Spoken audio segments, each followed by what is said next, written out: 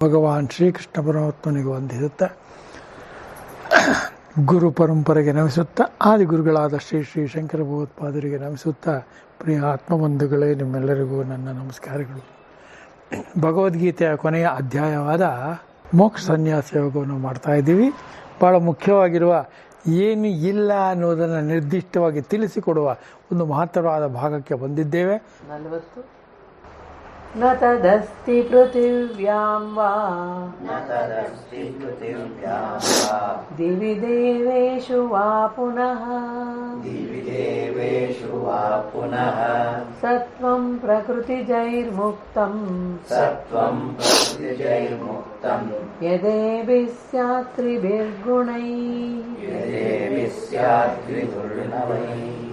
ತ್ರಿಗುಣರಹಿತವಾದದ್ದು ಯಾವುದೊಂದೂ ಇಲ್ಲ. ಚೆನ್ನಾಗಿ ತಿಳ್ಕೊಂಬಿಡಿ ಇದನ್ನ. ತ್ರಿಗುಣ ರಹಿತವಾದ ಯಾವುದೂ ಇಲ್ಲ. ಆದರೆ ಎಲ್ಲವೂ ಯಾಕೆ ಹೇಳಿದ್ದಾರೆ? ನಮಗದು ಅರ್ಥವಾಗಲಿ ಅಂತ. ಆಮೇಲೆ ಪ್ರಕೃತಿಯಿಂದ ಬಿಡುಗಡೆ ಅಂದರೆ ಮೋಕ್ಷ ಹೊರತು ಒಂದೊಂದೇ ಗುಣ ಹಿಡ್ಕೊಂಡು ಏನೋ ಮಾಡೋಕ್ಕೆ ಈ ಜನ್ಮದಲ್ಲಿ ಆಗಲ್ಲ ಅಂತ ಅರ್ಥ. ಹೌದಾ ಅಲ್ಲ? ಇದನ್ನು ಪದೇ ಪದೇ ಓದ್ಕೋಬೇಕು ನೀವು. ಯಾರು ನೀವು ಅಂದರೆ ಯಾರು? ಭಗವದ್ಗೀತೆ ಓದೋರೆಲ್ಲರೂ ಅಂತ ಅರ್ಥ. ಏನು ಹೇಳ್ತಾರೆ ನೋಡಿ. ಇನ್ನು ಈಗ ಈ ಪ್ರಕರಣವನ್ನು ಉಪಸಂಹಾರ ಮಾಡುವುದಕ್ಕಾಗಿ ಈ ಶ್ಲೋಕವನ್ನು ಹೇಳಲು ಮೊದಲು ಮಾಡಿರುವುದು. ಮುಗಿಸುವುದಕ್ಕಾಗಿ. ಉಪಸಂಹಾರ ಅಂದರೆ ಟೆಂಪರರಿ ಕ್ಲೋಸ್. ಯಾಕೆಂದರೆ ತಿರುಗಿ ಓಪನ್ ಆಗುತ್ತಲ್ಲ ಅಲ್ವಾ? ಇದು ಯಾವಾಗಲೂ ನಿತ್ಯ ನಿರಂತರ ನಡೀತಾ ಇರೋ ಇದನ್ನು ನೀವು ಒಂದೊಂದಾಗಿ ಬಿಡುಗಡೆ ಮಾಡಬೇಕಾದ್ದಿಲ್ಲ. ಪ್ರಕೃತಿ ಅಂದರೆ ಸ್ವಭಾವವನ್ನು ಬಿಟ್ಟರೆ ಸರಿ ಹೋಗುತ್ತೆ. ಸ್ವಭಾವಸ್ತು ಪ್ರವರ್ತತೆ. ಆದ್ದರಿಂದ ನಮಗೆ ಸ್ವಭಾವ ನಮ್ಮ ಮೇಲೆ ಏನು ಪ್ರಭಾವ ಬೀರ್ತಾ ಇದೆ, ಆ ಪ್ರಭಾವವನ್ನು ಬಿಡು. ಸ್ವಭಾವ ಅಂದರೆ ನಮ್ಮ ಸ್ವಭಾವ ಅಲ್ಲಿಂದ ಪ್ರಕಟವಾಗಿ ಕರ್ಮವಾಗೋದು ಪ್ರಭಾವ. ಹೇಳ್ತಾರೆ ನೋಡಿ. ಇವಾಗ ಪೃಥ್ವಿಯಲ್ಲಾಗಲಿ ಅಂತರಿಕ್ಷದಲ್ಲಾಗಲಿ ದೇವತೆಗಳಲ್ಲಾಗಲಿ ಪ್ರಕೃತಿಜವಾದ ಈ 3 ಗುಣಗಳಿಂದ ಮುಕ್ತವಾದ ಸತ್ವವು ಯಾವುದೂ ಇರುವುದಿಲ್ಲ. ಮುಕ್ತವಾದದ್ದು ಯಾವುದೂ ಇರಲ್ಲ ಅಂದರೆ ಎಲ್ಲಾದ್ರಿಗೂ ಇದು ಇದ್ದೇ ಇರುತ್ತೆ ಅಂತ ಅಲ್ವೇ? ಕಡಿಮೆ ಇರುವುದು ಜಾಸ್ತಿ ಇರ್ಬೋದು, ಅದು ಬೇರೆ ವಿಚಾರ. ಆದರೆ 3ರಲ್ಲಿ ಎಲ್ಲವೂ ಇದ್ದೇ ಇರುತ್ತೆ. ಬಿಡುಗಡೆ ಆಗೋಯ್ತು ಅನ್ನೋದೇ ಇಲ್ಲ. ಅಂದರೆ ಏನು ಮಾಡ್ಬೇಕು ನಾವು? ಅದನ್ನು ಹದ ಮಾಡಬೇಕಷ್ಟೆ. ನಾವು ನಮ್ಮ ಜ್ಞಾನ, ಮನುಷ್ಯ ಪ್ರಾಣಿಗೆ ಜ್ಞಾನ ಇರುವುದರಿಂದ, ಬೇರೆ ಪ್ರಾಣಿಗಳಿಗಿಂತ ಉತ್ತಮವಾಗಿರೋದ್ರಿಂದ ಅವನಿಗೆ ಒಂದು ಸ್ವತಂತ್ರ ಇದೆ. ಏನದು? ಸತ್ವ. ಎಲ್ಲ ಗುಣಗಳನ್ನು ಸತ್ವವನ್ನಾಗಿ ಮಾಡಿ ಅದನ್ನು ವಿಶುದ್ಧ ಮಾಡುವಂಥದ್ದು ಇದೆ. ಫಿಲ್ಟ್ರು ಮಾಡೋ ಕೆಲಸ ಇವಾಗ ಮಾಡ್ತಿರೋ? ಓಕೆ, ನೀವು ಮಾಡ್ತೀವಿ ಅಂದ್ಬಿಟ್ರೆ ನಮಗೇನು ಹೇಳೋಕ್ಕೆ ಅತ್ಯಂತ ಉತ್ಸಾಹದಿಂದ ಹೇಳಿದ್ದೆವು. ಹೌದಲ್ವ? ನೋಡೋಣ, ಬಿಡುಗಡೆನೇ ಇಲ್ಲ ಅಂದಮೇಲೆ ಏನು ಮುಕ್ತ ಮಾಡ್ಕೊಳ್ಳೋದು ಅಲ್ವಾ? ಅದಕ್ಕೆ ಭಾಳ ಟ್ರಿಕ್ಕಾಗಿ ಹೇಳ್ತಾನೆ ಕೃಷ್ಣ ಇದನ್ನು. ನ ತತ್ ಅಸ್ತಿ ಬಿಕಾಸ್ ತತ್ ನಾಸ್ತಿ, ಅದು ಇಲ್ಲವೇ ಇಲ್ಲ. ಪೃಥ್ವಿಯಲ್ಲಾಗಲಿ ಮನುಷ್ಯರೇ ಮುಂತಾದವರಲ್ಲಾಗಲಿ ಅಂತರಿಕ್ಷದಲ್ಲಿ ದೇವತೆಗಳಲ್ಲಾಗಲಿ ಪ್ರಕೃತಿಜವಾದ ಪ್ರಕೃತಿಯಿಂದ ಹುಟ್ಟಿರುವ ಈ ಸತ್ವವೇ ಮುಂತಾದ 3 ಗುಣಗಳಿಂದ ಮುಕ್ತವಾದ ಬಿಡಲ್ಪಟ್ಟದ್ದಾಗಿ ಯಾವುದಿರುವುದೋ ಅಂಥ ಸತ್ವವು ಪ್ರಾಣಿಜಾತವು ಅಥವಾ ಅದಕ್ಕಿಂತ ಬೇರೆಯಾದ ಪ್ರಾಣಿಯಲ್ಲದ ಅಚೇತನ ಪದಾರ್ಥವು ಈ 3 ಗುಣಗಳಿಂದ ಮುಕ್ತವಾದದ್ದು ನತದಸ್ತಿ, ಅದು ಇಲ್ಲವೇ ಇಲ್ಲ ಎಂದು ಮೊದಲಿರುವ ವಾಕ್ಯಕ್ಕೆ ಸಂಬಂಧಿಸಿಕೊಳ್ಳಬೇಕು. ಅರ್ಥ ಏನು? ಪ್ರಾಣದಿಂದ ಕೂಡಿರತಕ್ಕಂಥ ಪ್ರಾಣಿಗಳು ಅಥವಾ ಜಡ ಚೇತನಗಳು. ಜಡದಲ್ಲೂ ಚೇತನ ಇರೋದ್ರಿಂದ ಜಡಚೇತನ ಅಂತ ಕರೆದೀನಷ್ಟೇ. ಅದರಲ್ಲಾಗಲಿ ಪ್ರಾಣಿ ಇರುವ ಈ ಪ್ರಾಣದಲ್ಲಾಗಲಿ ಇರುವವರೆಗೂ ಸಶರೀರವಾಗಿ ನೋಡತಕ್ಕಂಥ ಯಾವುದೇ ವಿಚಾರದಲ್ಲೂ ಕೂಡ ಈ ಗುಣ ಅನ್ನೋದು ಇದ್ದೇ ಇರುತ್ತದೆ. ಇಲ್ಲವೇ ಇಲ್ಲ ಅನ್ನೋದು ಇಲ್ಲವೇ ಇಲ್ಲ. ಹೌದಲ್ವ? ಅದರಿಂದ ಸನ್ಯಾಸಿ ಆಗಲಿ ಸಂಸಾರಿ ಆಗಲಿ ಬೇರೆ ಜೀವಂತವಾಗಿರೋ ಪ್ರಾಣಿ ಆಗಲಿ ಉಸಿರಿರುವವರು ಕೊನೆಯವರೆಗೂ ಈ ಗುಣಗಳು ಇದ್ದೇ ಇರುತ್ತವೆ. ಹೌದಲ್ವಾ? ಹಾಗಾದ್ರೆ ಏನು ಮಾಡಬೇಕು? ಸಾಧನೆಯಿಂದ ಅದನ್ನು ಹದ ಮಾಡಬೇಕು. ಯೋಗ ಬುದ್ಧಿಯಿಂದ ಅದನ್ನು ಸ್ಥಿರ ಮಾಡಬೇಕು. ಹೇಗೆ ಹೇಳ್ತೇನೆ ನೋಡಿ. ಅಷ್ಟೇ ಅದು ಶ್ಲೋಕದ್ದು. ಗೀತಾರ್ಥ ಉಪಸಂಹಾರ. ಇವಾಗ ಗೀತಾರ್ಥವನ್ನು ಉಪಸಂಹಾರ ಮಾಡ್ತಾರೆ. ಕಡಿಮೆ ಭಾಳ ಅತ್ಯಂತ ಶ್ರದ್ಧೆಯಿಂದ ಇದನ್ನು ಕೇಳಿ. ಚಾತುರ್ವರ್ಣ್ಯ ಕರ್ಮ ವಿಭಾಗ. ಹ್ಞೂ ಕ್ರಿಯಾಕಾರಕ ಫಲ ಇವುಗಳ ಸ್ವರೂಪವಾಗಿರುವ ಸತ್ವ, ರಜಸ್ಸು, ತಮಸ್ಸು ಎಂಬ ಗುಣಗಳ ಕಾರ್ಯವಾಗಿದ್ದು ಅವಿದ್ಯೆಯಿಂದ ಕಲ್ಪಿತವಾಗಿರುವ ಒಟ್ಟು ಸಂಸಾರವೆಂಬ ಅನರ್ಥವನ್ನು ಸಮೂಲವಾಗಿ ತಿಳಿಸಿದ್ದಾಯಿತು. ಅವಿದ್ಯೆಯಿಂದ ಕಲ್ಪಿತವಾದ ಅಂದರೆ ಮನುಷ್ಯನೇ ತನ್ನ ಬುದ್ಧಿಶಕ್ತಿಗೆ ನಿಲುಕಿದಂತೆ ಊಹಿಸಿಕೊಂಡಂಥ ವಿಚಾರ. ಇಲ್ವೇ ಆ್ಯಕ್ಚುಲಾಗಿ ಇಲ್ಲ ಇದು, ಆದರೆ ಇವನು ಅದನ್ನು ಊಹಿಸ್ಕೊಂಡೇನು, ಇದು ಒಳ್ಳೆಯದು ಅದು ಕೆಟ್ಟದ್ದು ಅಂತ. ಒಳ್ಳೆದನ್ನೆಲ್ಲ ಸತ್ವಗುಣ ಅಂತ ಹೇಳ್ತಾನೆ, ಮಿಕ್ಕಿದ್ದೆಲ್ಲ ರಜೋ ತಮೋಗಿರುತ್ತೆ ಅಂತೇಳಿ. ಯಾಕೆ ಹೇಳ್ತಾನೆ? ನಮ್ಮ ಬುದ್ಧಿ ಅಷ್ಟಕ್ಕೆ ಮಾತ್ರನೇ. ಮಂದಾಕ್ಷಿ ಯಮಗಿಯುವುದು ಬಹುದೂರ ಸಾಗರದು. ಬುದ್ಧಿಯನ್ನು ಮೀರಿದ್ದು ವಿವೇಕ. ಆ ವಿವೇಕದಿಂದ ಇದನ್ನು ನ್ಯಾಯಸಮ್ಮತವಾಗಿ ಎಲ್ಲವನ್ನು ನೋಡಬೇಕು, ಬೇರೆ ಬೇರೆಯಾಗಿ ನೋಡತಕ್ಕದ್ದಲ್ಲ. ಯಾಕೆಂದರೆ ಗುಣ ಅನ್ನೋದು ಒಂದೇ, ಅದರ ಕಾರ್ಯಗಳು ಬೇರೆ ಬೇರೆ ರೀತಿಯಲ್ಲಿ ಆಗೋದ್ರಿಂದ ಅದರ ಪರಿಣಾಮಗಳನ್ನು ಬೇರೆ ಬೇರೆ ರೀತಿಯಾಗಿ ಹೇಳಲಾಗಿದೆ, ತಿಳಿಸಿದ್ದಾಗಿದೆ. ಇಲ್ಲಿವರೆಗೂ ನಿಮಗೆ ತಿಳಿಸಿಕೊಟ್ಟದ್ದಾಗಿದೆ ಅಲ್ವಾ. ಮುಂದೆ ವೃಕ್ಷದ ರೂಪಕವನ್ನು ಕಲ್ಪಿಸಿ ಹಿಂದೆ ಊರ್ಧ್ವ ಮೂಲಂ ಮುಂತಾದ ಶ್ಲೋಕಗಳಿಂದಲೂ ಇದನ್ನು ಹೇಳಿದ್ದಾಗಿದೆ. ಹೇಳಿದಾರೋ ಇಲ್ವಾ? ಅದನ್ನು ದೃಢವಾದ ಅಸಂಗ ಶಸ್ತ್ರದಿಂದ ಕತ್ತರಿಸಿದ ಬಳಿಕ ಆ ಪದವನ್ನು ಹುಡುಕಬೇಕು ಎಂದು ಅಲ್ಲಿ ಹೇಳಿರುತ್ತದೆ. ಅಸಂಗ ಶಸ್ತ್ರೇಣ ದುಡೇನ ಚಿತ್ವ. ಕತ್ತರಿಸ್ಬಿಡ್ಬೇಕು ಚಿತ್ವ ಅಂದರೆ.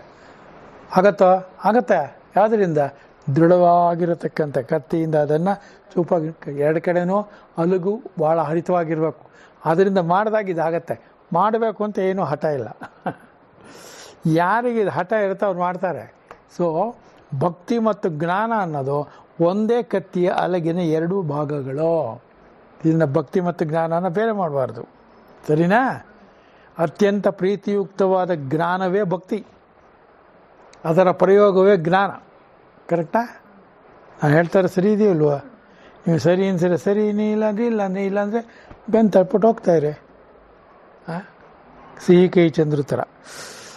ಮುಂದಕ್ಕೇನು? ಅದರಲ್ಲಿಯೂ ಎಲ್ಲವೂ ಮೂರು ಗುಣಗಳಿಂದಲೇ ಆಗಿರುವುದರಿಂದ ಸಂಸಾರ ಕಾರಣವಾದ ಬಂಧವು ನಿವೃತ್ತಿಯಾಗುವುದೇ ಹೊಂದುವುದಿಲ್ಲ ಎಂದಾಗುತ್ತದೆಯಾಗಿ ಅದರ ನಿವೃತ್ತಿ ಹೇಗೆ ಆಗುವುದೋ ಅದನ್ನು ಹೇಳಬೇಕಾಗಿದೆ. ಹೇಳ್ತಾರೆ ಈಗ. ಮತ್ತು ಸಕಲ ವೇದಗಳಲ್ಲಿಯೂ ಮತ್ತು ಸ್ಮೃತಿಗಳಲ್ಲಿಯೂ ಹೇಳಿರುವ ವಿಷಯವು ಪುರುಷಾರ್ಥವನ್ನು ಬಯಸುವವರು ಮಾಡಬೇಕಾದ್ದು ಇಷ್ಟೇ ಎಂದು ಒಟ್ಟು ಗೀತಾಶಾಸ್ತ್ರದ ಅರ್ಥವನ್ನೂ ಉಪಸಂಹಾರ ಮಾಡಬೇಕಾಗಿರುತ್ತದೆ. ಇದಕ್ಕಾಗಿ ಬ್ರಾಹ್ಮಣ, ಕ್ಷತ್ರಿಯ, ವಿಷಾಂ ಮುಂತಾದ ಗ್ರಂಥವನ್ನು ಆರಂಭಿಸಿರುತ್ತದೆ. ಸಿದ್ಧಿಂ ಪ್ರಾಪ್ತೋ ಯಥಾ ಬ್ರಹ್ಮ ತಥಾಪ್ನೋತಿ ನಿಬೋಧಮೆ. ಕೇಳಿಲ್ವಾ? ಅದೇನೇ ಈಗ ವಿಸ್ತಾರದಲ್ಲಿ ಹೇಳ್ತಾನೆ ನೋಡಿ, ಹೇಳಿ. ಬ್ರಾಹ್ಮಣ ಕ್ಷತ್ರಿಯ ವಿಷಾಂ ಶೂದ್ರಾಣಾಂ ಚ ಪರಂತಪ ಕರ್ಮಾಣಿ ಪ್ರವಿಭಕ್ತಾನಿ ಸ್ವಭಾವ ಪ್ರಭವೈರ್ಗುಣೈ. ಸ್ವಭಾವ ಪ್ರಭಾವ ಎರಡು ಪದ ಬಂತಲ್ವಾ? ಸ್ವಭಾವ ಅನ್ನೋದು ನಮ್ಮ ಒಳಗಿಂದು, ಅದರ ಪ್ರೇರಣೆಯಿಂದ ಪ್ರಭಾವ ಉಂಟಾಗುತ್ತೆ. ಪ್ರಭಾವ ಯಾವುದು? ಕೆಟ್ಟ ಕೆಲಸ, ಒಳ್ಳೆ ಕೆಲಸ, ಅವ್ನು ಕುಂಕುಮ ಇಟ್ಕೋತಾನೆ, ಊತಿ ಇಟ್ಕೋತಾನೆ, ಇದೆಲ್ಲ ಡಿವಿಷನ್ ಇದೆಯಲ್ಲ. So division comes if you got a vision ಅಲ್ವಾ? ವಿಷನ್ ಇದ್ದರೆ ಈ ಡಿವಿಷನ್ ಯಾವುದು ಇರೋದೇ ಇಲ್ಲ. ಕರೆಕ್ಟಾ? ಅದರಂತೆ ಇದನ್ನು ವರ್ಣನೆ ಮಾಡಲಾಗಿದೆ. ಇಲ್ಲಿಂದ ನೀವು ಕನ್ಫ್ಯೂಷನ್ ಮಾಡ್ಕೋಬೇಕಾದ್ದಿಲ್ಲ. ಮತ್ತು ಜಾತಿಯನ್ನು ಯಾವ ಕಾರಣಕ್ಕೂ ಇದು ಅರ್ಥ ಮಾಡ್ಕೊಳಕ್ಕೆ ತಗೋಬಾರ್ದು. ಒಂದು ಕಡೆ ಬರುತ್ತೆ ಜಾತಿ ಅಂತ, ಆವಾಗ ಅದು ವಿವರಣೆ ಹೇಳ್ತೀನಿ. ಪರಂತಪನೆ ಬ್ರಾಹ್ಮಣ, ಕ್ಷತ್ರಿಯ, ವೈಶ್ಯರಿಗೂ ಶೂದ್ರರಿಗೂ ಸ್ವಭಾವ ಪ್ರಭವವಾದ ಗುಣಗಳಿಂದ ಕರ್ಮಗಳು ವಿಂಗಡಿಸಲ್ಪಟ್ಟಿರುತ್ತದೆ. ಬ್ರಾಹ್ಮಣರು, ಕ್ಷತ್ರಿಯರು, ವೈಶ್ಯರು ಬ್ರಾಹ್ಮಣ, ಕ್ಷತ್ರಿಯ, ವೈಶ್ಯರುಗಳು.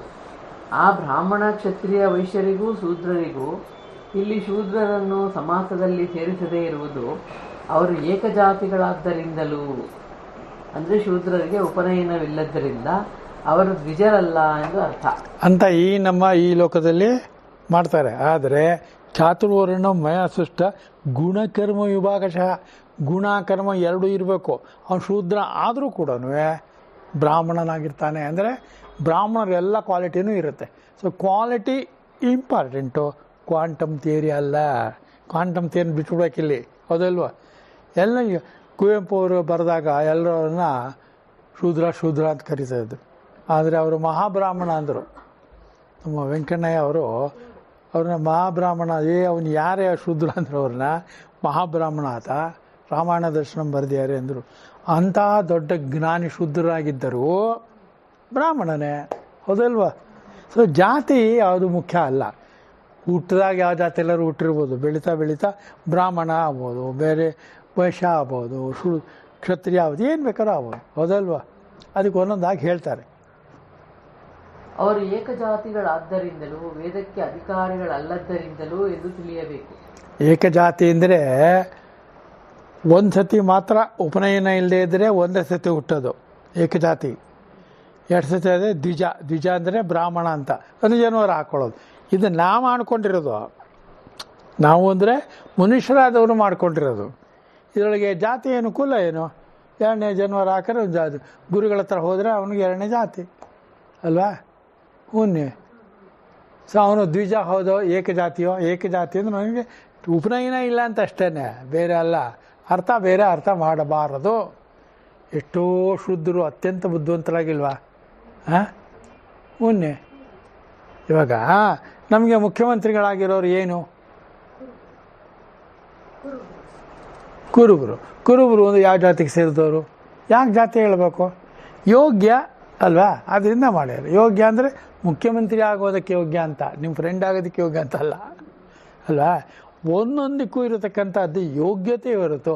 ಆದ್ದರಿಂದ ಯೋಗ ಬಹಳ ಮುಖ್ಯವಾದದ್ದು ಮಣಿ. ಇದನ್ನು ಎಲ್ಲ ನಿಮ್ಮ ಕ್ಲಾಸಲ್ಲಿ ಹೇಳ್ತಾಯಿರಿ. ಯೋಗ ಎಲ್ಲದಕ್ಕೂ ಸೇರಿಸ್ಕೋಬೇಕು. ಏನು ಇವತ್ತು ಊಟನೇ ಸಿಕ್ಕಲ್ಲ, ಯೋಗ ಇಲ್ಲ ಅಷ್ಟೇ ಅಲ್ವಾ? ಏನು ಇಷ್ಟು ವರ್ಷ ಆಯಿತು, ಅವನಿಗೆ 60 ವರ್ಷ ಆಗ್ತದೆ, ಮದುವೆನಾಗಿಲ್ಲ, ಯೋಗ ಇಲ್ಲ ಅಲ್ವಾ? ಹಾಂ, ಎಲ್ಲದಕ್ಕೂ ಯೋಗ ಹೇಳ್ತೀವಿ. ವಿವಾಹ ಯೋಗ, ಸ್ನೇಹ ಯೋಗ ಅಲ್ವಾ?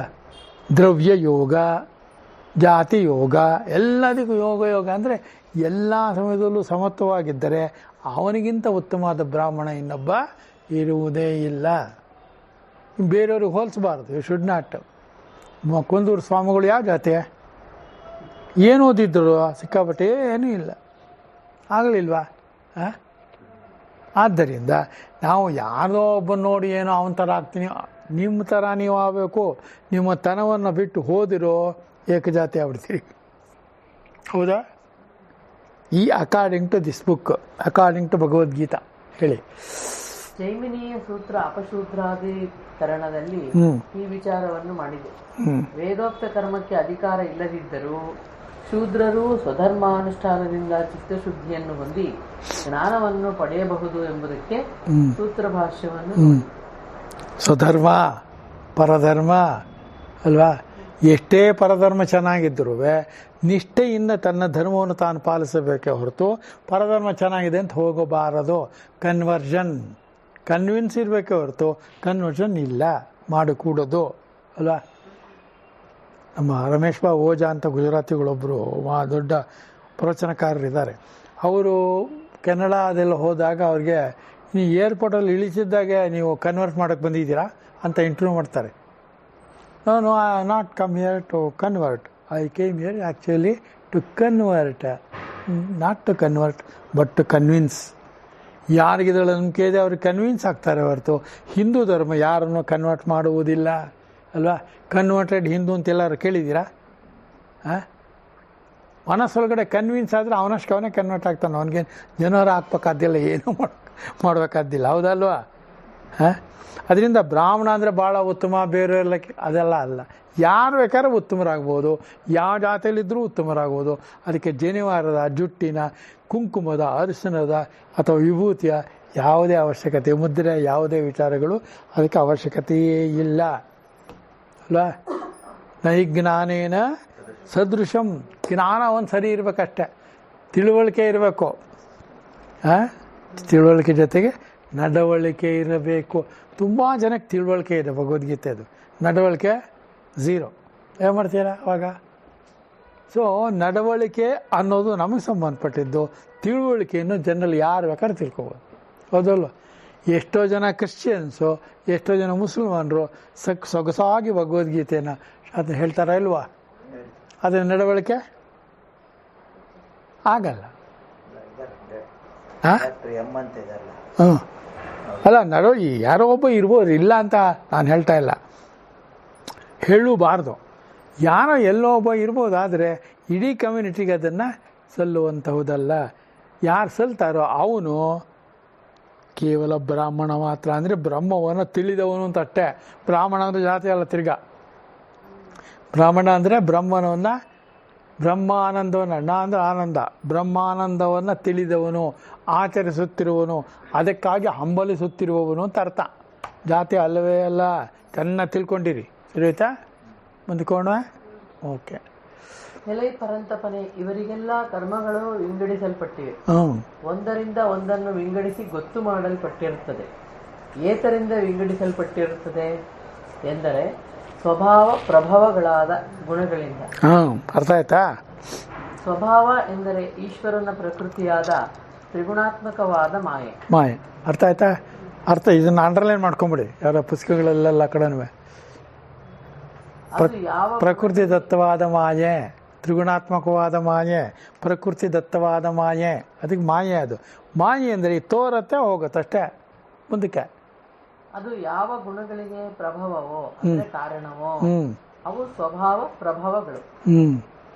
ಅವುಗಳಿಂದ ಬ್ರಾಹ್ಮಣರೇ ಮೊದಲಾದವರಿಗೆ ಶ್ರಮವೇ ಮುಂತಾದ ಕರ್ಮಗಳು ವಿಂಗಡಿಸಲ್ಪಟ್ಟಿರುತ್ತವೆ. ಅರ್ಥ ಆಯ್ತಾ? ಈಗ ಬೇಕಾದ್ರೆ ಪದೇ ಪದೇ ಇದನ್ನ ಮನೆಯಲ್ಲಿ ಒಂದ್ಸತಿ ಓದ್ಕೋತಾ ಇರಿ, ಕ್ಲಿಯರಾಗಿ ಬರುತ್ತೆ. ಇಲ್ಲದೆ ನಮಗೆ ಯಾವೊಂದೋ ನೋಡ್ತಾ ಇರ್ತೀವಿ. ನಮ್ದು ನಾವು ನೋಡ್ಕೊಳ್ಳೋದೇ ಅಲ್ಲ, ನಮ್ದನ್ನು ನೋಡ್ಕೋಬೇಕು, ಅದನ್ನು ಏನೋ ತಿದ್ಕೋಬೇಕು, ಸರಿಯಾಗಿದ್ದರೆ ಅನುಸರಿಸ್ಬೇಕು. ಏನು ಕನ್ಫ್ಯೂಷನ್ ಇದೆಯಾ? ಇಲ್ಲ. ಮುಂದಕ್ಕೆ. ಅಥವಾ ಬ್ರಾಹ್ಮಣ ಸ್ವಭಾವಕ್ಕೆ ಸತ್ವಗುಣವು ಪ್ರಭಾವ ಅಂದರೆ ಕಾರಣ. ಇದರಂತೆ ಕ್ಷತ್ರಿಯ ಸ್ವಭಾವಕ್ಕೆ ಸತ್ವವನ್ನು ಕಡಿಮೆಯಾಗುಳ್ಳ ರಜಸ್ಸು ಪ್ರಭಾವ. ಇದೆಲ್ಲ ಭಾಳ ಇಂಪಾರ್ಟೆಂಟು. ವೈಶ್ಯ ಸ್ವಭಾವಕ್ಕೆ ತಮಸ್ಸನ್ನು ಕಡಿಮೆಯಾಗಿ ಬೆರಕೆಯಲ್ಲಿಟ್ಟುಕೊಂಡಿರುವ ರಜಸ್ಸು ಪ್ರಭಾವ. ಶೂದ್ರ ಸ್ವಭಾವಕ್ಕೆ ರಜಸ್ಸನ್ನು ಕಡಿಮೆಯಾಗಿ ಬೆರಕೆಯಲ್ಲಿಟ್ಟುಕೊಂಡಿರುವ ತಮಸ್ಸು ಪ್ರಭಾವ ಎಂದು ಸ್ವಭಾವ ಪ್ರಭವೈ ಗುಣೈ ಎಂಬ ಮಾತಿನ ಅರ್ಥ ತಿಳಿಯಬೇಕು. ಸ್ವಭಾವದ ನಮಗೆ ಸ್ವಭಾವ ನಮ್ಮಲ್ಲಿರುತ್ತೆ. ಆಗಾಗ್ಗೆ ಬೇರೆ ಬೇರೆ ಥರ ಪ್ರಭಾವ ಬೀರುತ್ತೆ. ಪ್ರಭಾವ ಅಂದರೆ ಅದರಿಂದ ಪ್ರೇರಣೆಯಾದ, ಕಾರಣವಾದ, ಮೂಲವಾದ, ಊರ್ಧ್ವ ಮೂಲಂ ಮದಶಾಕಂ ಪ್ರಾವರವ್ಯ ಈಶ್ವರ ಇದೆಯಲ್ಲ, ಅದನ್ನು ತಗೋಬೇಕು ನೀವು ಅಲ್ಲಿಗೆ. ಏಕೆಂದರೆ ಶಮ, ಈಶ್ವರ ಭಾವ, ಉದ್ಯೋಗ, ಮೂಢತನ ಇವು 4 ವರ್ಣದಲ್ಲೂ ಕಂಡುಬರುತ್ತದೆ ಅಲ್ವೇ? ಈ 4 ವರ್ಣದಲ್ಲೂ ಇದು ಕಂಡು ಬರುವಾಗ ಯಾವುದು ಜಾತಿ ಯಾವುದು ಕಡಿಮೆ ಅಂತ ಹೇಳೋದು? ಇಂಥವನೇ ಹೀಗಾಗಬೇಕು ಅಂತ ಏನಾದ್ರು ಇದೆಯೋ? ಇಲ್ಲ. ಅದು ನಿಮಗೆ ರೂಢಿಯಲ್ಲಿರುವ ಸಂಸಾರದಲ್ಲಿ ಹೊಂದುತ್ತದೆ, ಉದ್ಯೋಗದಲ್ಲಿ ಹೊಂದುತ್ತದೆ, ಆದರೆ ಅಧ್ಯಾತ್ಮದಲ್ಲಿ ಹೊಂದುವುದಿಲ್ಲ. ಅಧ್ಯಾತ್ಮ ಬೇಕು ಅಂತಾನೆ ಕೂತಿದ್ದೀವಿ. ಒಬ್ಬೊಬ್ಬರಿಗೆ ಒಂದೊಂದು ಸ್ವಭಾವ ಎಂದು ಹಂಚಿಕೊಂಡಿಲ್ಲ. ಇದು 4 ವರ್ಣಗಳಲ್ಲೂ ಕಂಡುಬರುತ್ತೆ. ಅವ್ರು ಕಂಡು ಬರ್ತಾ ಇಲ್ವಾ? ನೀವು ಇದು ನೋಡ್ಕೋತಾ ಇರ್ಬೇಕು ಆಗಾಗ್ಗೆ. ನಮ್ಮಲ್ಲೇ ಬೆಳಗ್ಗೆ ಒಂಥರ, ಸಾಯಂಕಾಲ ಒಂಥರ, ಮಧ್ಯಾಹ್ನ. ಬೆಳಗ್ಗೆ ನೀವು ಕಾಫಿ ಕುಡಿತಾ ಆನಂದ ಕುಡಿಬೇಕು ಅಂತೀರ, ಬರ್ತಾನೆ, ಏನಪ್ಪ ಚೆನ್ನಾಗಿದೆ ಬನ್ನಲ್ಲಪ್ಪ ಅಂತೀರ. ಅವಾಗ ಯಾವ ಗುಣ ನಿಮ್ಮದು? ತಮಸ್ ಕೊಟ್ಟೋಗಿರ್ತೀರ, ಇಲ್ಲ ರಸ ಬಾಬಾ ಒಳಗಡೆ ಅಂತೀರ. ಇದಕ್ಕಿದ್ದಾಗೆ ಅದು ರಜಸ್ ಆಗುತ್ತೆ. ನೀನು ಒಂದು ಸ್ವಲ್ಪ ಕಾಫಿ ಕುಡಿತೀನಿ ಅಂತೀರ. ಅವನು ಬೇಡ ಅನ್ನ, ನಿಮಗೆ ಸಂತೋಷ. ಬೇಕು ಅಂದ್ಬಿಟ್ನಾ, ಬೆರ್ಸೆ ಬಂದಿದೆ ಪ್ರಾರಬ್ಧ, ಅವನ ಥರ ಆಗುತ್ತೆ ಅವನು ಅಲ್ವಾ? ಮುಂಜು ನಮ್ಮಲ್ಲೇ 3 ಗುಣನೂ ಇದೆ, ಎಲ್ಲರಲ್ಲೂ ಗುಣ ಇದೆ. ಯಾವುದು ಯಾರ ಹತ್ರನೂ ಸಮನಾಗಿರುವುದಿಲ್ಲ, ಒಂದೇ ಸಮ ಯೋಗ ಇರುವುದಿಲ್ಲ. ಯಾವುದೇ ತುಂಬ ಒಳ್ಳೆಯ ಮನುಷ್ಯನು ಯಾವ ಕಾಲದಲ್ಲೂ ಒಳ್ಳೆಯನಾಗಿರೋಕ್ಕೆ ಸಾಧ್ಯ ಇಲ್ಲ. ಹೌದಲ್ವ? ವಾಲ್ಮೀಕಿಗಳನ್ನು ನೋಡಿದ್ದೀರಿ, ಮೊದಲೊಂಥರ ಇದ್ದು, ಆಮೇಲೆ ಒಂಥರ ಇದ್ದರು, ದೊಡ್ಡ ಮಹಾಕಾವ್ಯವನ್ನು ಬರೆಯಬಲ್ಲಂಥ ಕವಿ ಆದರು. ಹೌದಲ್ವ? ಆ ಥರ ಬೇಕಾದಷ್ಟು ಜನ ನಮ್ಮಲ್ಲಿದ್ದಾರೆ. ಅವ್ಯವಹಾರ ಇರುತ್ತೆ, ಆದರೆ ಅವ್ರ ಗುಣ ಬೇರೆ ಥರ ಇರುತ್ತೆ. ಹೌದಲ್ವ? ಹೂನ್ಯ ವೆಂಕಟರಮಣ ಇದ್ದರು, ಎಲ್ಲರೂ ದೊಡ್ಡ ಮಹಾ ಚೆನ್ನಾಗಿ ತಿಳ್ಕೊಂಡಿರೋ ವ್ಯಕ್ತಿ. ಏನು ಮಾಡ್ತಿರೋವನ್ನ? ವ್ಯವಹಾರ ಸರಿ ಇಲ್ಲ, ಅದರಿಂದ ಆ ಥರ ಆಯಿತು. ಅಂದರೆ ಸಂಸಾರದಲ್ಲಿ ಸಿಕ್ಕಾಕ್ಕೊಂಡು ನರಳಿದರು, ತಲೆಯನ್ನು ಕೆಡಿಸ್ಕೊಂಡ್ರು. ಈಗ ಅವರು ಈ ನಿಮಾನ್ಸಲ್ಲಿ ಹೋಗೋ ಥರ ಇದ್ದಾರೆ. ಇದು ಯಾಕೆ ನಿಮಗೆ ಉದಾಹರಣೆಗೆ ಹೇಳಿರೋದು? ನೀವು ಅದೇ ಥರ ಆಗಬೇಕು ಅಂತ ಏನಿಲ್ಲ. ವಸಿಷ್ಠ ಫೈನಾನ್ಸ್ ಇವತ್ತೇನಾಯಿತು? ಏನೂ ಇಲ್ಲ, ಒಟ್ಟು ಅದು ನುಣ್ಣಗಾಯಿತು. ಬೇಕಾದಷ್ಟು ಜನ ರಿಟೈರ್ಮೆಂಟಲ್ಲಿದ್ದರು, ದುಡ್ಡು ಕೊಟ್ಟು ಕಳ್ಕೊಂಡ್ರು, ಲಕ್ಷಾಂತರ ರೂಪಾಯಿ ಹೋಯಿತು. ಏನು ಮಾಡೋದು? ಮುಂದೆ ಕೇಳಿಯಪ್ಪ, ಅದನ್ನೇ ಹೇಳ್ಕೊತಾ ಕೂತಿದ್ರೆ ಏನು ಪ್ರಯೋಜನ ಆಗಲ್ಲ ಅಲ್ವಾ ರಮೇಶ್? ಕ್ಷಮ, ಈಶ್ವರ ಭಾವ, ಉದ್ಯೋಗ, ಮೂಢತನ ಹ್ಞೂ ಇವು 4 ವರ್ಣದಲ್ಲೂ ಕಂಡುಬರುತ್ತದೆ. ಹ್ಞೂ ಯಾವ್ಯಾವುದು ಇನ್ನೊಂದು ಹೇಳಿ? ಕ್ಷಮ, ಕ್ಷಮ, ಈಶ್ವರ ಭಾವ, ಈಶ್ವರ ಭಾವ, ಉದ್ಯೋಗ, ಮೂಢತನ. ಎಲ್ಲದರೊಳಗೂ ಮೂಢತನ ಇದೆ. ಎಲ್ಲಾ ವರ್ಣದಲ್ಲೂ ಕಂಡುಬರುತ್ತದೆ. ಒಂದು ಅತ್ಯಂತ ಉತ್ತಮವಾದಂಥ ದೊಡ್ಡದಾದಂಥ ಮೂಢತನ ಯಾವುದು ನಮಗೆ ಅಂದರೆ, ಎಲ್ಲರೂ ಸಾಯುವುದು ಖಚಿತವಾದರೂ ನಾನು ಈಗಲೇ ಸಾಯುವುದಿಲ್ಲ ಅನ್ನುವುದಕ್ಕಿಂತ ಮೂಢತನ ಇನ್ಯಾವುದಿದೆ ತೋರಿಸ್ತೀರಾ? ಹೂನಿ ಲವ್ ಹೂನಿ. ನಮಗೆ ಡೆಫಿನೆಟಾಗಿ ಗೊತ್ತಿದೆ ಎಲ್ಲರೂ ಸಾಯ್ತಾರೆ ಅಂತ. ನೀನು ನಾನು ಈಗಲೇ ಹೋಗಲ್ಲ ಅಂತ ಕಾಣುತ್ತೆ ಅನುಮಾನ ಇವನಿಗೆ. ಇವನು ಹೋಗೋದ್ರಲ್ಲಿ ಇದ್ದೇ ಇರ್ತೀನಿ ಅನ್ನೋದ್ರಲ್ಲಿ ನಂಬಿಕೆನೂ ಇಲ್ಲ.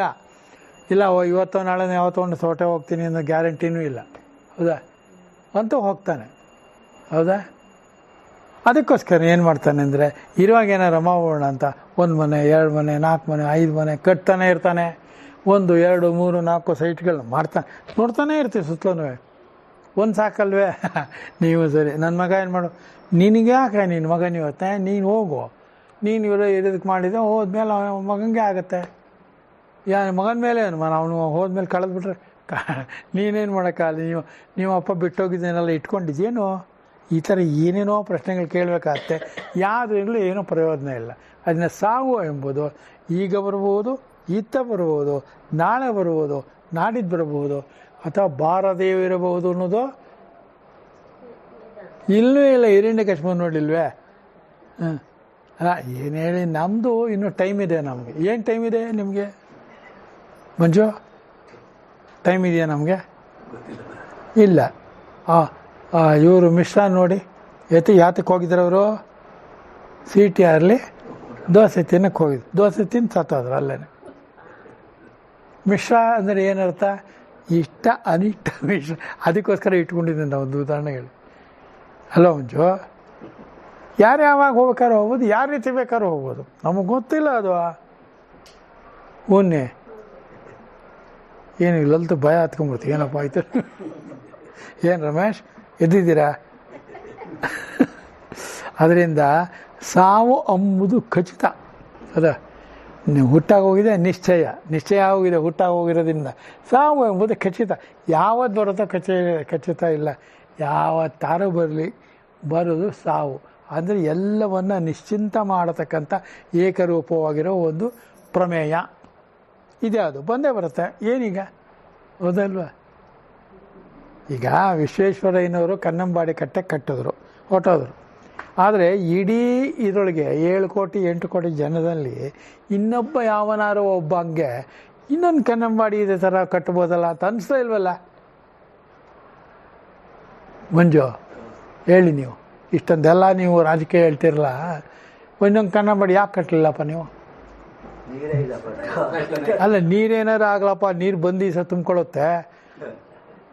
ಯಾವಾಗಾರ ಬರಲಿ, ಕನ್ನಂಬಾಡಿ ಕಟ್ಟಲಿ, ಯಾಕೆ ಕಟ್ಟಕ್ಕಾಗಲಿಲ್ಲ? ಎಂದು ಮಳೆನೇ ಬರಲ್ಲ ಅಂತ ಅನ್ಕೊಂಬಿಟ್ಟು ನಿಂದು ಬಿಡೋದ? ಯಾರು ಹೇಳ್ಕೊಟ್ರು ನಿಮ್ಗೆ ಇದೆಲ್ಲ?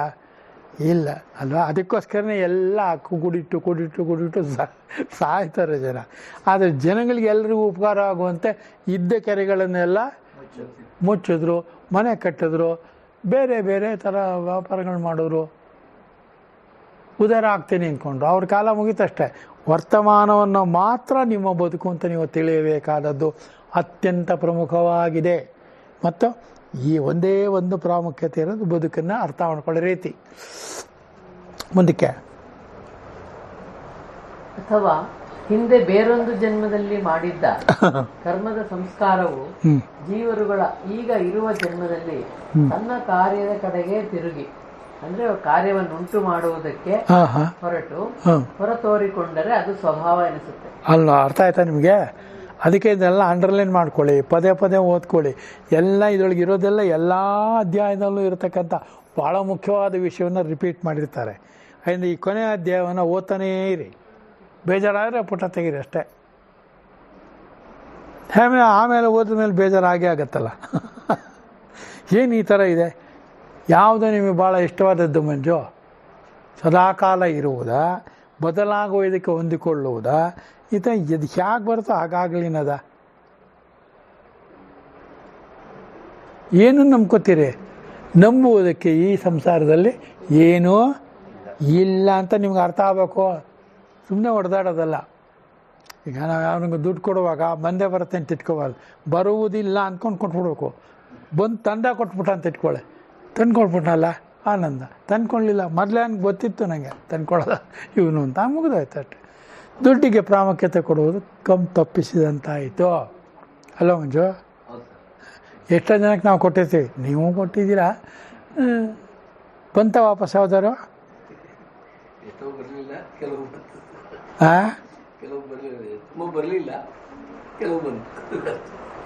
ನಿಜವಾಗ್ಲೂ ಬಂದದ್ದು ಮಾತ್ರ ಹೇಳಿ. ಬರುತ್ತದೆ ಎಂಬ ನಂಬಿಕೆ ಇದೆಯೋ? ಈಗ ಅವ್ರಿಗೆ ಅರ್ಥ ಆಗ್ತಾ ಇದೆ. ಈಗ ಇನ್ನು ಮುಂದೆ ಯಾರಿಗಾರು ಕೊಡ್ತೀರೋ? ಅಲ್ಲ, ನನಗೆ 1 ಲಕ್ಷ ಬೇಕಾಗಿತ್ತಪ್ಪ, ಏನು ಮಾಡ್ತೀರಿ? ಅವನು ಕೊಟ್ಟರೆ ನಿಮಗೆ ಕೊಡ್ತೀನಿ ಸರ್, ಆ ಥರ ಹೇಳಿ ನೀವು. ಒಂದು ಐಡಿಯಾ, ಇವೆಲ್ಲ ಐಡಿಯಾ ತಿಳ್ಕೊಂಡಿರ್ಬೇಕು. ಎಷ್ಟೋ ಜನ ಕೇಳ್ತಾರೆ, ಏನೋ ಹೋದವ ತಿಂಗಳೆಲ್ಲ ಕೊಟ್ಬಿಟ್ಟಲ್ಪ, ಅವ್ನು ಕೊಟ್ಟರೆ ಡೆಫಿನೆಟಾಗಿ ನಿಂಗೆ ಕೊಡ್ತೀನಿ, ಅವ್ನು ಕೊಡಲ್ಲ ಅಥವಾ ಎಲ್ಲಿದೆ ಕೊಡೋಕ್ಕೆ ಅಂತ ಹೇಳೋರು ಕಳ್ಳರು. ಅವ್ರ ಹತ್ರ ಇರುತ್ತೆ. ಏನು ರಮೇಶ್, ಇವಾಗ ನಿಮ್ಮನ್ನು ಕೇಳಿದ್ರೆ 1 ಲಕ್ಷ ನಂಗೆ ಕೊಡೋದ್ವಾ? ಅದೆಲ್ಲ ಬೇಡ. ನಂದನ್ನು ನೀವು ಹೇಳ್ಬಾರ್ದು, ಅದು ನಾನು ಹೇಳ್ಬೇಕು. ನಿಮ್ಮ ಹತ್ರ ಎಷ್ಟು ಕೋಟಿ ಇದ್ರು ನಾನೇ ನಿಮ್ಮನ್ನು ಕೇಳಲ್ಲ ಅಂತ ಯಾರು ಹೇಳ್ಬೇಕು? ನಾನು ಹೇಳ್ಬೇಕು. ನೀವು ಹೇಳ್ಬಿಟ್ರೆ ನೀವೇನು ಕೇಳ್ತೀರ ಬಿಡಿ ಸರ್ ಅಂದರೆ ಕೇಳಬೇಕು ಅಂತಿರೋ, ನಾನು ಕೇಳೋ ಹಾಗೇ ಇಲ್ಲ. ತಪ್ಪಾಗತ್ತಲ್ವಾ? ಅದರಿಂದ ವ್ಯವಹಾರ ಥರನೇ ಮಾಡಬೇಕು. ಅಧ್ಯಾತ್ಮಕ್ಕೆ ಯಾವ ವ್ಯವಹಾರದ ಯಾವ ನಂಟು ಇಲ್ಲ. ಆದ್ದರಿಂದ ಏನೂ ಹೇಳಬೇಕಾದ್ದಿಲ್ಲ. ಮುಂದೆ ಕೇಳಿಪ್ಪ. ಆ ಸ್ವಭಾವವು ಯಾವ ಗುಣಗಳಿಗೆ ಪ್ರಭಾವವೋ ಅವು ಸ್ವಭಾವ ಪ್ರಭಾವವಾದ ಗುಣಗಳು ಎಂದು ಸ್ವಭಾವ ಪ್ರಭಾವೈರ್ ಗುಣ ಎಂಬುದನ್ನು ವಿವರಿಸಬೇಕು. ಈ ಸ್ವಭಾವ ಪ್ರಭಾವ ಎಂಬುದಕ್ಕೆ ಕೊಟ್ಟಿರುವ 3 ಅರ್ಥಗಳನ್ನು ಲಕ್ಷ್ಯದಲ್ಲಿಡಬೇಕು. ಮೊದಲನೇದು, ಸ್ವಭಾವದಿಂದ ಅಥವಾ ಪ್ರಕೃತಿಯಿಂದ ಹೊರಟು ಬರುವ ಹೊರತೋರಿಕೊಳ್ಳುವ ಗುಣಗಳಿಂದ ಶಮಾದಿಗಳು ವಿಭಕ್ತವಾಗಿದೆ. ಯಾವುದ್ರಿಂದ ವಿಭಕ್ತವಾಗಿದೆ? ಎಲ್ಲ ಅಂಡರ್ಲೈನ್ ಮಾಡ್ಕೊಳ್ಳುವಂಥ ಪದಗಳು ಇವೆಲ್ಲ. ಚೇಂಜ್ ಮಾಡೋ ಹಾಗೆ ಅಲ್ಲ ಇವೆಲ್ಲವೇ. ಒಂದು ಸತಿ ನಮಗೆ ಯಾವುದಕ್ಕೋ ಒಂದಕ್ಕೆ ದುಡ್ಡು ಒದ್ದಾಡ್ತಿದ್ದೆ ನಾನು. ಎಷ್ಟು ದುಡ್ಡು? ಕೇವಲ 500 ರೂಪಾಯಿ. 500 ರೂಪಾಯಿಗೆ ಆಗಿನ ಕಾಲದಲ್ಲಿ ಏನು ಮಾಡೋದು? ನಮ್ಮ ತಂದೆ ಕರೆದು, ನೋಡು ನಿಂಗೆ 500 ರೂಪಾಯಿ ನಾನು ಕೊಡ್ತೀನಿ, ನೀನು ವಾಪಸ್ ಕೊಡಬೇಕು, ಕೊಡ್ತೀಯೋ ಅಂದರು. ಬಂದರೆ ಕೊಡ್ತೀನಿ ಅಂದೆ. ಹಾಗಾದ್ರೆ ನೀನು ಕೊಡಲ್ಲ ಅಂದರು. ಆಮೇಲೆ ಕೊಟ್ಟರು ಅವರೇನೆ, ಅವ್ರದ್ದೇ ದುಡ್ಡು ಅದು. ಆಮೇಲೆ ಕೊಟ್ಟನ ಇಲ್ಲ ಜ್ಞಾಪಕ ಇಲ್ಲ ನನಗೆ. ಒಟ್ಟಿನಲ್ಲಿ ನಾವು ಭಾಳ ಫ್ರೆಂಡ್ಲಿ ಥರ ಇದ್ದೀವಿ ನಮ್ಮ ತಂದೆ. ಇದನ್ನು ಅದಕ್ಕೆ ಏನಾರು ಮಾಡಿದ್ರೆ ಆಯ್ತು ನೀನೆಲ್ಲ ಸರಿ ಹೋಯ್ತಾನೆ, ಸರಿ ಬಿಡ ಅಟ್ಟ ಸರಿ ಹೋಯ್ತಲ್ಲ, ಅದನ್ನಂಗೆ ಸಮಾಧಾನ, ನೀನೇನು ಕೊಡಬೇಕಾಗಿಲ್ಲ ಅಂದರು. ಅವ್ರ ಹತ್ರ ಇತ್ತು 500 ರೂಪಾಯಿ ಎಲ್ಲ ಏನಲ್ಲೋ ಈಗ ಲೆಕ್ಕಕ್ಕೆ. ಆವಾಗ 500 ರೂಪಾಯಿದು ಈಗ 5 ಲಕ್ಷ ರೂಪಾಯಿ ಗೊತ್ತಾ? ಅಂಥ ಸಮಯದಲ್ಲಿ ಕೇಳಿದ್ದು ನಾನು. ಮುಂದೆ ಕೇಳಿಪ್ಪ.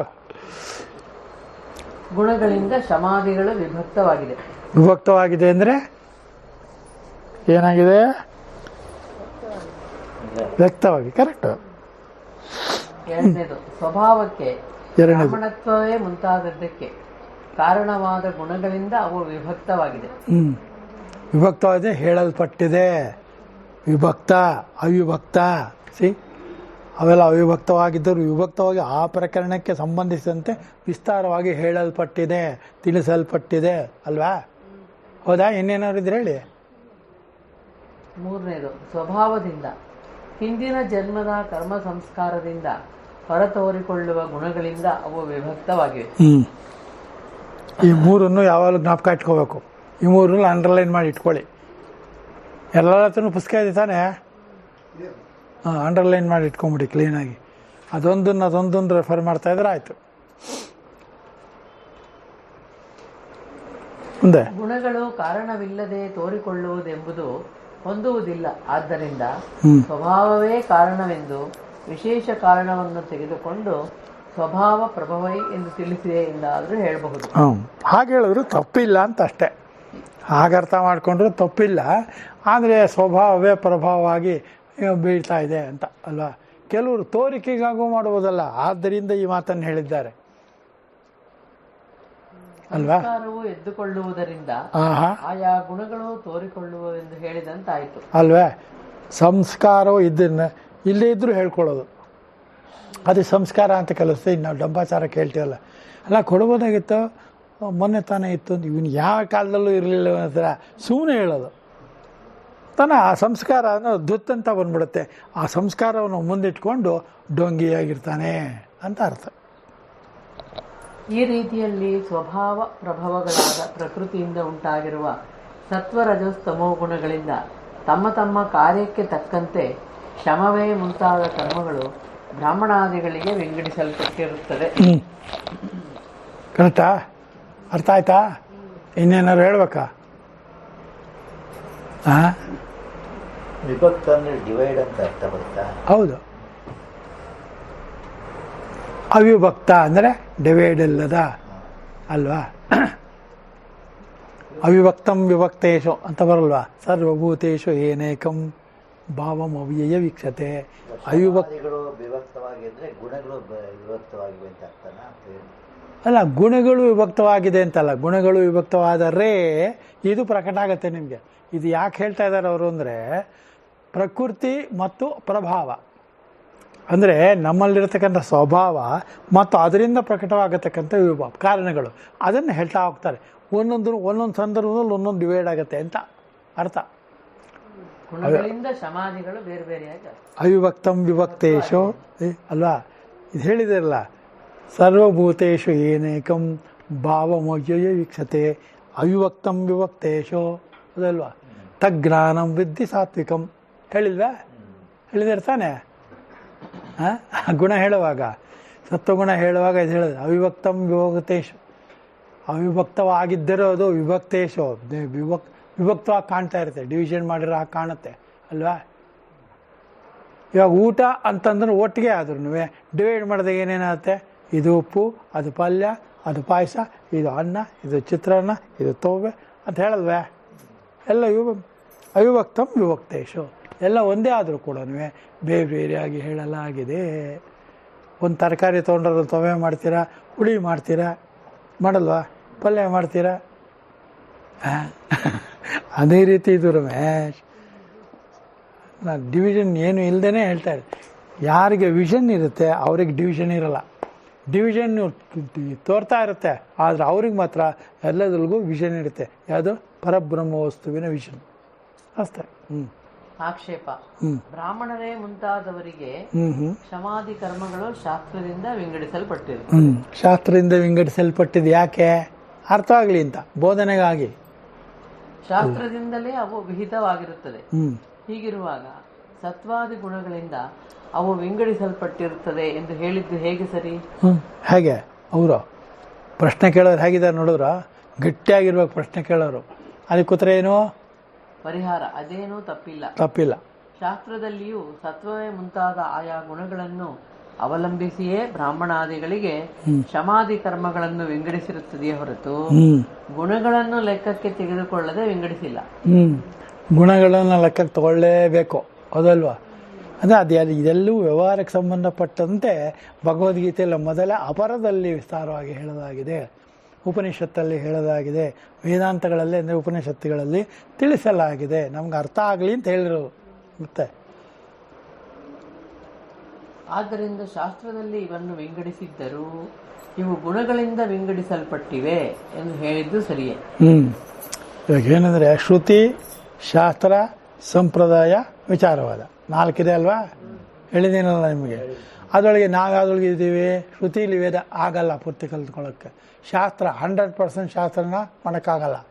ಅದಕ್ಕೋಸ್ಕರ ಮಾಡಿದ್ವಿ ಸಂಪ್ರದಾಯ. ಒಬ್ಬೊಬ್ಬಂಗೆ ಒಂದೊಂದು ಸಂಪ್ರದಾಯ. ಒಬ್ಬ ಹೂರ್ಣ ಮಾಡಿ ಆಮೇಲೆ ತೋರಣ ಕಟ್ತಾರೆ, ಕೆಲವು ತೋರಣ ಕಟ್ಟಿ ಹೂರ್ಣ ಮಾಡ್ತಾರೆ. ಇದರಲ್ಲಿ ನಾವು ಮಾಡ್ಕೊಂಡಿರೋದು ನಮಗೋಸ್ಕರ, ಇದು ಎಲ್ರಿಗೂ ಅನುಕೂಲ ಆಗಲಿ ಅಂತ ನಾವು ಮಾಡಿರೋದಲ್ಲ ಅಲ್ವಾ ಮಂಜು? ನನಗೆ ಬೇಕಾದ್ದನ್ನು ನಾನು ಮಾಡಿದ್ದೇನೆ, ಹೌದಲ್ವಾ? ಅದಕ್ಕೋಸ್ಕರನೇ ಸಗಣಿಯಲ್ಲೂ ಗಣಿ ಪರಮಾತ್ಮ ಅಂದರೆ ಗಣಿ ಸಗಣಿಯಲ್ಲಿ ಪರಮಾತ್ಮನನ್ನು ಕಾಣುವುದು. ಅದರಲ್ಲಿ ಗಣಿಯಂತೆ ನಿಧಿಯಂತೆ ಕಾಣುವುದು. ಈ ಭಾವ ಯಾಕೆ ಅಂದರೆ ಒಳ್ಳೆಯದಕ್ಕೆ ದ್ಯೋತಕವಾಗಿರ್ತಕ್ಕಂಥ ಮಾತನ್ನು ಹೇಳಲಾಗಿದೆ.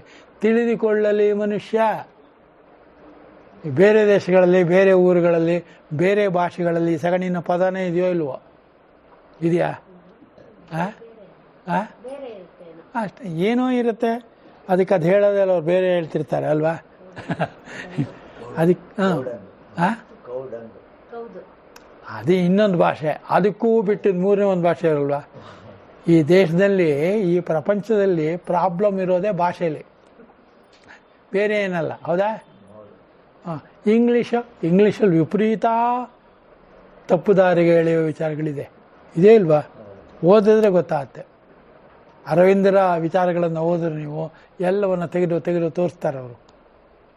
ಆದರೆ ಹಾಗಂತ ತೆಗೆಯೋಕೋಬೇಡಿ. ಅರವಿಂದರ ಪುಸ್ತಕನ ಅರ್ಥ ಮಾಡ್ಕೊಳ್ಳೋದೇ ಕಷ್ಟ. ಹೌದಲ್ವ? ಹಾಗೆ ಇದೂ ಬದುಕಲು ಕಲಿಯಿರಿ ಪುಸ್ತಕ ಇದೆಯಾ? ಇಟ್ಕೊಂಡಿದ್ದೀರಾ ಯಾರು?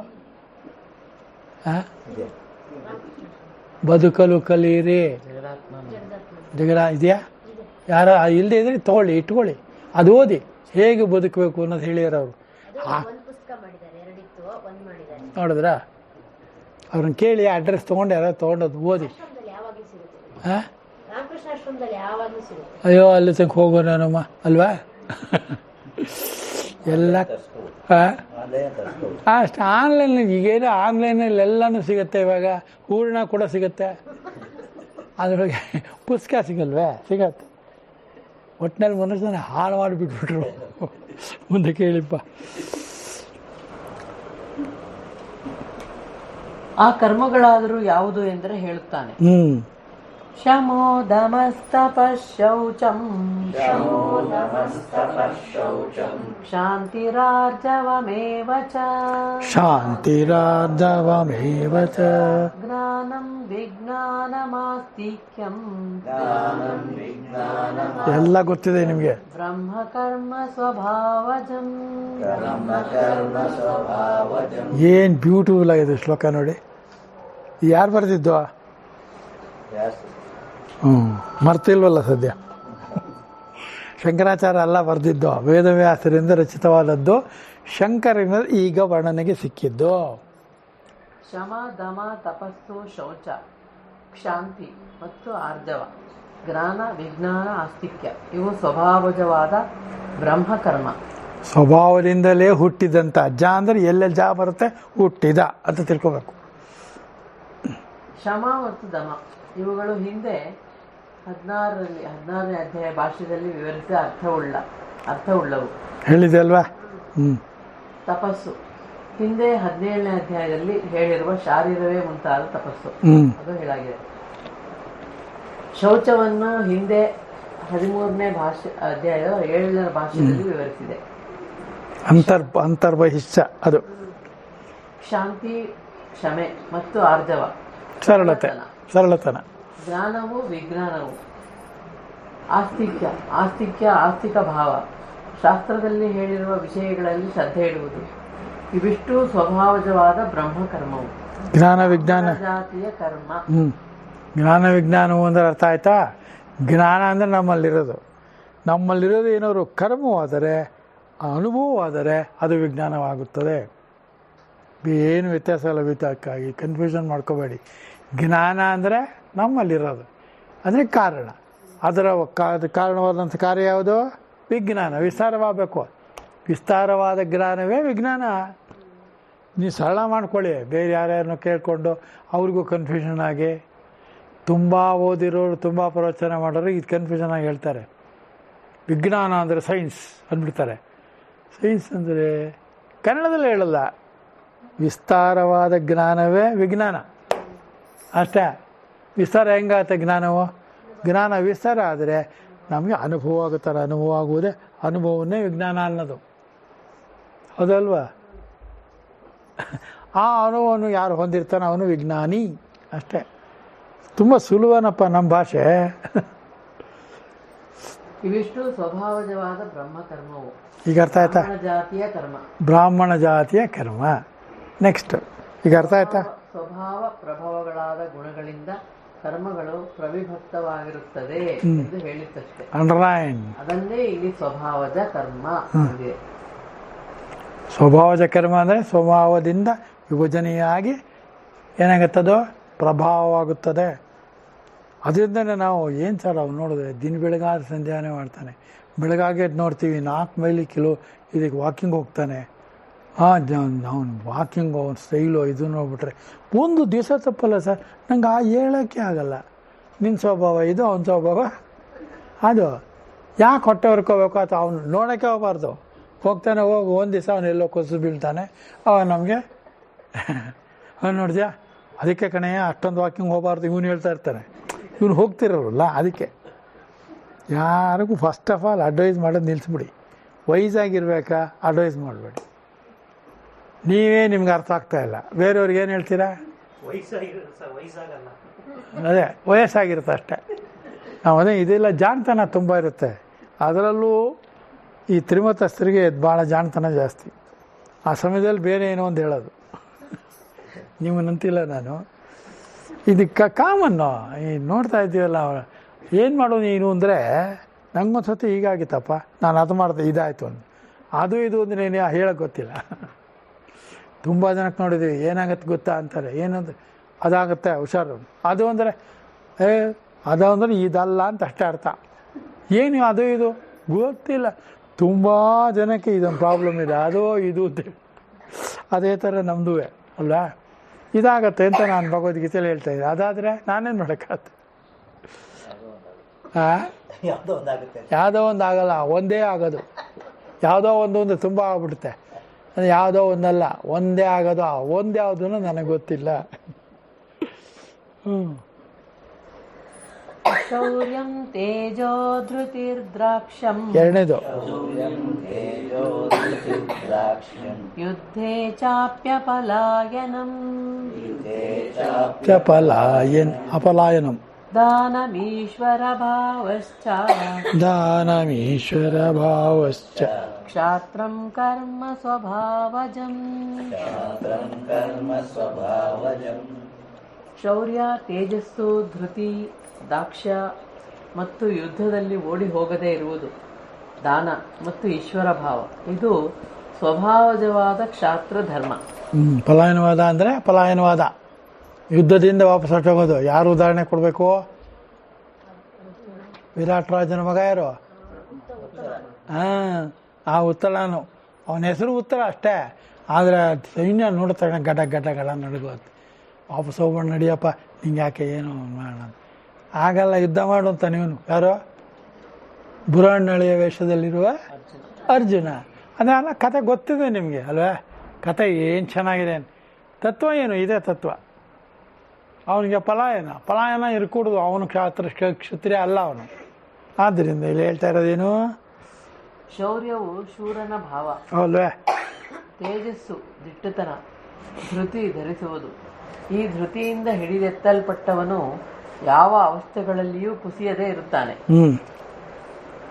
ದಾಕ್ಷ್ಯವು ದಕ್ಷನ ಭಾವ, ತಟ್ಟನೆ ಬಂದು ಒದಗಿರುವ ಕಾರ್ಯಗಳಲ್ಲಿ ಮೋಹವಿಲ್ಲದೆ ತೊಡಗುವುದು ಮತ್ತು ಯುದ್ಧದಲ್ಲಿ ಓಡಿ ಹೋಗದೇ ಇರುವುದು, ಶತ್ರುಗಳಿಗೆ ಬೆನ್ನು ತೋರಿಸದೇ ಇರುವುದು. ಇದೆಲ್ಲವೂ ಕ್ಷತ್ರಿಯ ಗುಣ. ಈಗ ಯಾವುದು ಅತ್ಯಂತ ಉತ್ತಮವಾದಂಥ ಉದಾಹರಣೆ ಹೇಳ್ತಾರೆ ರಮೇಶ್? ಪ್ರವಚನ ಮಾಡುವುದು. ಪ್ರವಚನ ಮಾಡೋದು ಒಂದು ಹೇಳ್ತಾ ಇರೋದು, ಸುಮ್ಮನೆ ಕೂತ್ಕೊಳ್ಳ, ನೀನು ಹೇಳಿದ್ದು ಕೇಳಷ್ಟೆ ಅನ್ನೋದು. ಪ್ರವಚನದಲ್ಲಿ ಕೆಲವ್ರು ಹೇಳ್ತಾರೆ ಗೊತ್ತಾ, ಶ್ರೀರಾಮ್ ಮೇಷ್ಟ್ರುಗಳು ಎಷ್ಟೊಂದು ಹೇಳ್ತಾರೆ, ಸರ್ ನೀನು ಕೂತ್ಕೊಳ್ಳೆ, ಮಧ್ಯೆ ಬರಬೇಡ. ನೀನು ಮಧ್ಯೆ ಬರಬೇಡ ಅಂದರೆ ನಿನಗೆ ಗೊತ್ತಿಲ್ಲ ಉತ್ತರ, ಹೌದಲ್ವಾ? ಸಾಮಾನ್ಯ ಪ್ರವಚನದಲ್ಲಿ ದೊಡ್ಡ ಪ್ರಶ್ನೆ ಬರೋದೇನು ಅಂದರೆ, ಯಾರು ಏನು ಕೇಳಿದ್ರು ನನಗೆ ಗೊತ್ತಿಲ್ಲದೆ ಇರುವುದು, ಅಥವಾ ಸ್ವಲ್ಪ ಗೊತ್ತಿದ್ರೆ ಬಿಡೋದು, ರೀಲ್ ಬಿಡೋದು. ಅತ್ಯಂತ ಕ್ಷಾತ್ರ ಧರ್ಮ ಇರಬೇಕು ಪ್ರವಚನ ಮಾಡೋಕ್ಕೆ, ಹೌದಲ್ವಾ? ಏನು ಅಷ್ಟು ಜನ ಸೇರುತ್ತೆ, ಯಾರೇನಾದ್ರು ಕೇಳಿ ಹೇಳ್ತೀನಿ. ರವಿಶಂಕರ್ ಅವ್ರ ಥರ ಇರಬೇಕು. ಇಲ್ಲಾಂದರೆ ಏನು ಮಾಡೋದು? ಎಷ್ಟೊಂದು ಜನರಲ್ಲಿ ಎಲ್ಲರೂ ಏನು ಕೇಳೋದಲ್ಲ ಪ್ರಶ್ನೆ, ಎಲ್ಲರೂ ಒಂದೇ ಸತಿ ಏನು ಕೇಳೋದಲ್ಲ. ಈ ಧೈರ್ಯ ಇರಬೇಕು, ಮಂಡತನ ಇರಬೇಕು ಅವನಿಗೆ. ಓಕೆ ಹೇಳಿದ್ರಾಯ್ತು, ಬಿಡಿ, ಕೂತ್ಕೊಳ್ಳಿ. ನಿಮ್ಮದು ಟೈಮ್ ಆಗೋಯ್ತಪ್ಪ, ಮುಂದಿನ ಪ್ರವಚನದಲ್ಲಿ ಹೇಳ್ತೀನಿ, ಮುಗಿದೋಯ್ತು. ಇಷ್ಟರ ಧೈರ್ಯ ಇರಬೇಕು ಅಲ್ವಾ ಲಲಿತು? ಅದಕ್ಕೆ ಕ್ಷಾತ್ರ ಧರ್ಮಕ್ಕೆ, ರಜೋಗುಣಕ್ಕೆ ಪ್ರಧಾನವಾದದ್ದು ಈಗಿನ ಉದಾಹರಣೆ ಅಂದರೆ ಪ್ರವಚನ ಮಾಡುವುದು ಮತ್ತು ಒಂದು ದೇಶವನ್ನು ಆಳುವುದು. ನಮ್ಮ ಮೋದಿಯವ್ರು ಎಷ್ಟು ತಾಕತ್ತಿರ್ಬೇಕು. ಹಾಂ, ಏನು ಮಂಜು ಅವ್ರು ಸರಿ ಇಲ್ಲ ಅಂತ ನೀವೊಂದು ಕೂಡಿಸಿ ಆಳ್ತೀರಾ? ಕ್ಲಿಯರಾಗಿ ಹೇಳು. ನಾನು ಕೈಯಲ್ಲಿ ಆಳೋಕ್ಕಾಗಲ್ಲ, ನಾನು ಹೇಳ್ತೀನಿ ಬೇಕಾದ್ರೆ. ನನಗೆ ಎಷ್ಟೇ ಯೋಗ್ಯತೆ ಇದೆ ಅಂತ ಎಷ್ಟೇ ಜನ ಕೊಟ್ರು ಈ ನಮ್ಮ ಭಾರತವನ್ನು ಆಳಕ್ಕೆ ಸಾಧ್ಯವೇ ಇಲ್ಲ. ನನ್ನ ದೃಷ್ಟಿ ಅವ್ರು ಆಳ್ತಾರ ಸರಿ ಇಲ್ಲ ಅಂತ ಹೇಳ್ಬಿಡು. ನೀವು ಆಳಿ ಆಗಲ್ಲ. ಅಡುಗೆ ಏನಿಗಿದೆ ಬಾ ನೀನು ಮಾಡು, ಆಗಲ್ಲ. ಯಾವಾಗಲೂ ನಮಗೆ ಮಾತಾಡೋದು ಈಸಿ ಅಲ್ವಾ? ಶರೀರಂ ವಾಂಗ್ಮನೋ ಬಿರ್ಯತೆ ಕರ್ಮ ಪ್ರಾರಭತೆ ನರಃ ನ್ಯಾಯಂ ವಾ ವಿಪರೀತಂ ವಾ ಪಂಚಯತೆ ತತ್ಸಹೇತವಾಹ.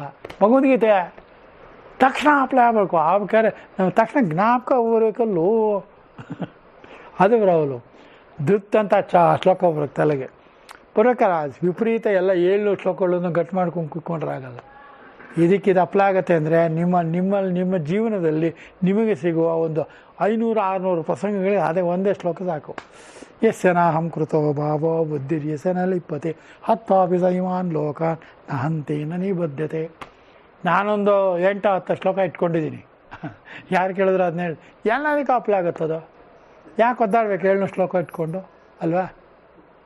ಹಾಂ ಮಂಜು ಇದ್ದೀರಾ? ಮುಂದಕ್ಕೆ ದಾನವು ಕೊಡತಕ್ಕ ವಸ್ತುಗಳಲ್ಲಿ ಧಾರಾಳವಾದ ಕೊಡುಗೆ ಇರುವುದು. ಅಂದ್ರೆ ಈಶ್ವರನ ಭಾವ. ಆಳಲ್ಪಡತಕ್ಕವರಲ್ಲಿ ತನ್ನ ಪ್ರಭುಶಕ್ತಿಯನ್ನು ತೋರಿಸಿಕೊಳ್ಳುವುದು. ಇದೆಲ್ಲನ ಅಂಡರ್ಲೈನ್ ಮಾಡಿ ಇಟ್ಕೋಬೇಕು. ಆಗಾಗ್ಗೆ ಓದಬೇಕು.